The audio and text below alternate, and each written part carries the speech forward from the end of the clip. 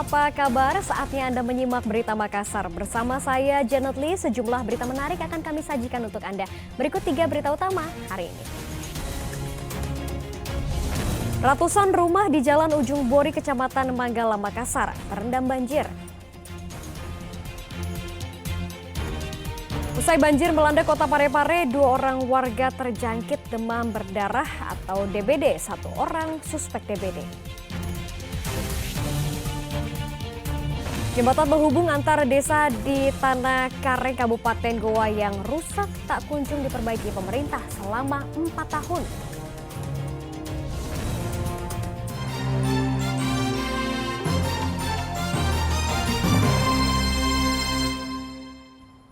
Ratusan rumah di Jalan Ujung Bori, Kecamatan Manggala, Makassar terendam banjir. Banjir disebabkan hujan deras yang melanda wilayah tersebut. Akibatnya puluhan orang terpaksa mengungsi ke tempat yang lebih aman. Hujan deras yang mengguyur kota Makassar menyebabkan Jalan Ujung Bori, Kecamatan Manggala terendam banjir dengan ketinggian air mencapai 1 meter lebih. Buruknya drainase yang menyebabkan banjir bertambah parah. Kondisi seperti ini pun dikeluhkan warga, sebab setiap tahun wilayah ini menjadi langganan banjir saat musim hujan tiba. Hingga Kamis kemarin, 15 kepala keluarga yang berjumlah 58 orang mengungsi ke masjid terdekat. Namun ada juga warga yang masih bertahan di lantai 2 rumah mereka. Tadi kita ke dalam, ketinggian dari papan itu meterannya sudah 110, kurang lebih 110 cm tingginya di jalanan. Kalau untuk badan sendiri Bu, sampai di mana? Kalau badan orang dewasa, kalau saya sudah sampai di leher. Iya, mau tertutup mulut. Terakhir tadi malam sudah sampai 15 kakak semua yang mengungsi di Masjid Al-Muttaqin, sebagian ke rumah-rumah keluarganya. Itu 15 kakak berapa jiwa itu? Ada 58 jiwa. 58 jiwa. Untuk anak-anak sendiri ada berapa orang? Anak-anak ada 2, balita 3, ada bayi 1. Saat ini warga membutuhkan bantuan air bersih, obat-obatan, pakaian, dan makanan. Warga berharap pemerintah dapat mengatasi permasalahan banjir yang setiap tahun melanda wilayah ini. Raisa Habu melaporkan dari Kota Makassar. Tim SAR Badan Penanggulangan Bencana Daerah Makassar evakuasi bayi berumur 2 bulan yang terjebak banjir di Ujung Bori, Manggala, Kota Makassar. Selain evakuasi bayi, tim SAR juga evakuasi beberapa anak-anak dan orang dewasa. Ketinggian air yang merendam permukiman warga di Jalan Ujung Bori, Kelurahan Antang, Kecamatan Manggala, Kota Makassar kian meningkat. Akibatnya sejumlah warga terjebak di rumah mereka. Tim SAR BPBD Kota Makassar yang mengetahui peristiwa ini langsung menuju titik lokasi untuk menjemput warga yang terjebak dengan perahu karet. Selain anak-anak dan orang tua, tim SAR juga menyelamatkan bayi yang masih berusia 2 bulan. Ya, ada di tepatnya Jalan Pencapin Raya, Blok 9. Itu satu bayi umur 2 bulan, antaranya ada 4 anak-anak, 6 dewasa yang kami evakuasi bersama anggota dari Itu ketinggian air di rumah mereka berapa Pak? Sekitar berapa? kalau ketinggian air belum ada di dalam air, tapi di depan mereka tidak bisa keluar, terpaksa kita evakuasi. Itu ketinggian sampai 1 meter ke dalam. Setelah dievakuasi, bayi bersama orang tuanya dan warga lain untuk sementara mengungsi di rumah saudara mereka. Berdasarkan data sementara BPBD Kota Makassar, setidaknya ada 5 titik banjir di Kecamatan Manggala dan ratusan jiwa telah mengungsi di masjid terdekat. Raisa Habu melaporkan dari Kota Makassar. Pada Rabu siang, banjir masih merendam permukiman warga di perumahan Puri Patene, Biring Kanaya, Kota Makassar. Meski begitu, ketinggian air perlahan mulai surut dan sebagian warga yang sebelumnya mengungsi sudah pulang ke rumah untuk bersih-bersih. Perumahan Puri Patene, Kecamatan Biring Kanaya, Makassar masih direndam banjir pada Rabu siang. Meski begitu, ketinggian air perlahan mulai surut. Sebelumnya, air yang merendam perumahan warga setinggi 1 meter kini surut menjadi 30 cm.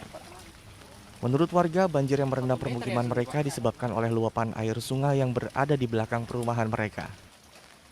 sekarang kan masih agak dalam. Dalam. Surut. Oh, belum surut ya? Iya. Sekitar berapa kedalaman? Sekitar berapa ini, Pak? Kalau kemarinnya ada 1 meteran. Kalau sekarang ini, Pak? Sekarang ada sekitar 20 cm. 20 cm ya, Pak. Saya lihat ini juga rumah sudah ada yang surut juga ya, Pak. Ya, ada surut bagian. Tanya bagian belakang belum. Oh, bagian belakang belum ya, Pak. Oh, ketinggian di belakang itu berapa, Pak? Ketinggian di belakang sekarang masih ada 20 cm lebih.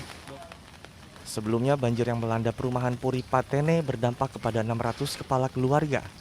Mereka terpaksa mengungsi ke masjid terdekat. Ketinggian air berangsur surut. Sebagian warga kini pulang ke rumah untuk membersihkan sisa sampah dan lumpur yang terbawa oleh banjir. Terus sekarang airnya sudah mulai surut, Ya. jadi tinggal genangi di jalan saja, Pak. Oh. Untuk hari ini Bapak bersih-bersih. Iya, kita bersih-bersih sampahnya dulu, Pak, sampah-sampah sisa banjir. Lumpur juga ya, sampai masuk di rumah ya. Iya, lumpurnya juga masuk, jadi harus dibersihkan, Pak. Warga pun diimbau waspada karena BMKG memperkirakan cuaca ekstrem masih melanda wilayah Sulawesi Selatan hingga 17 Februari. Ketinggian air 1 meter ya, Pak. Raisa Habu melaporkan dari Kota Makassar. Meski ketinggian air berangsur surut, warga di Kelurahan Sudiang, Biring, Kanaya, Makassar masih banyak yang bertahan di pengungsian. Setelah 3 hari mengungsi, beberapa warga mulai terserang penyakit gatal-gatal, flu, dan juga batuk. Rabu siang, sejumlah warga Kelurahan Sudiang, Kecamatan Biring Kanaya, Kota Makassar yang terdampak banjir masih bertahan di pengungsian. Mereka sudah 3 hari berada di masjid yang telah disediakan oleh pemerintah setempat. Saat ini beberapa warga mulai terserang penyakit gatal-gatal, sakit kepala, dan flu. Ya rata-rata kalau warga sakitnya gatal ya, karena kan dari banjir, air ya rata-rata gatal. Karena gatal keluarnya gatal, Bu. Yang lain ini seperti apa? Yang lain-lain ada ya, batuk flu juga ada lumayan batuk flu, tapi yang mendominasi gatal. Gatal. Pemerintah setempat sudah menyalurkan bantuan seperti makanan, obat-obatan, dan tikar untuk para pengungsi. Menurut Camat Biring Kanaya, wilayah yang paling terdampak parah akibat banjir yaitu Puri Patene. Untuk saat ini kondisi yang masih tergenang itu ada 3 kelurahan. Dalam hal ini Kelurahan Sudiang, Kelurahan Pacarakang, dan Kelurahan Timbang, dan sampai saat ini masih ada juga pengungsi di masing-masing titik tersebut. Yang terparahnya sendiri dari 3 ini kelurahan mana, Pak? Yang terparah dari 3 kelurahan ini adalah di Kelurahan Sudiang, tepatnya di Puri Patene.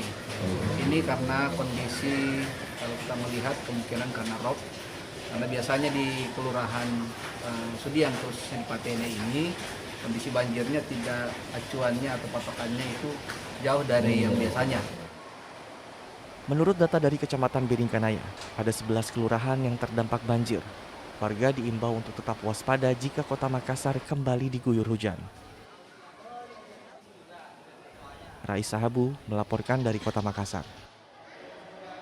Sebagian wilayah di Makassar yang sempat terendam banjir kini telah surut dan sejumlah karyawan toko serta hotel yang tidak digenangi air lagi mulai membersihkan sisa lumpur serta sampah yang terbawa banjir. Aktivitas toko, hotel, dan perkantoran di Kota Makassar sudah kembali normal setelah banjir surut. Sejumlah karyawan toko dan hotel mulai membersihkan sisa lumpur serta sampah yang terbawa banjir.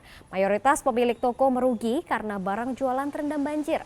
Sebelumnya ada 86 lokasi terendam banjir dari 8 kecamatan di Kota Makassar. Ketika air masuk, apa yang rusak ini? Ada barang rusak? Ada kayak baju, banyak baju yang mengapung. Baju yang mengapung. Itu baju apa yang akan dijual atau yang baru di sana? Oh, baju jualan. Ya. Selain baju ada barang elektronik apakah? Ya, rusak? enggak, karena ini masih sempat diselamatkan. Oh, diselamatkan. Usai banjir melanda Kota Parepare, 3 orang warga terjangkit demam berdarah tinggi atau DBD. Mereka kini dirawat di Rumah Sakit Hasri Ainun Habibi dan semua pasien yang positif DBD merupakan korban banjir bandang. Kamis kemarin, Dinas Kesehatan Kota Parepare mencatat ada 3 orang warga Parepare positif demam berdarah dengue (DBD). Dari 3 pasien, 1 diantaranya masih dinyatakan suspek DBD. Mereka yang positif DBD merupakan warga yang terdampak banjir bandang pada awal Februari lalu. Bertambahnya pasien DBD membuat Dinas Kesehatan mengambil tindakan cepat. Mereka pun melakukan fogging di sejumlah lokasi bekas banjir. Melihat dari hasil laporan dari layanan, untuk hari ini sudah ada 3 positif yang tercatat di layanan menderita DBD. 1 diantaranya adalah suspek menunggu hasil laboratorium. Namun untuk kasus yang hari kemarin masuk pelaporannya, kami sudah adakan tindak lanjut pelaksanaan fogging tadi pagi. Untuk lokasi tempat tinggalnya memang pasien terdampak banjir. Yang di Tegal juga terdampak banjir setelah dilaksanakan PE oleh Puskesmas Lapadde, laporannya memang berada di lokasi banjir. Diduga kemunculan nyamuk DBD yang menyerang warga di lokasi terdampak banjir berasal dari jentik-jentik nyamuk DBD yang berkembang biak di genangan air usai banjir yang melanda kota Parepare beberapa waktu lalu. Suardi Gatang melaporkan dari kota Parepare.